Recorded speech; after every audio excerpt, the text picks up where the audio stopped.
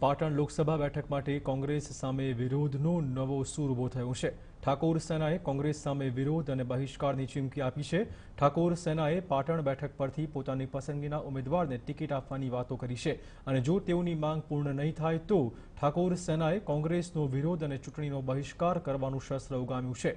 એટલું જ નહીં, ઠાકોર સેનાએ કોંગ્રેસ સામે બહિષ્કારના પોસ્ટર લગાવવાની પણ વાત કરી છે।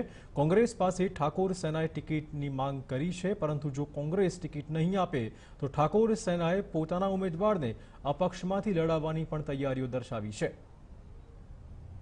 જો પસંદ ઉમેદવાર નહીં આવે તો અમે ઠાકોર સેના સમર્થન કરવાના નથી અને તેના વિરોધમાં રહેવાના છીએ અને અમે અલ્પેશજી સાહેબને, અમારા અધ્યક્ષ અલ્પેશજી સાહેબને પણ કીધેલું છે।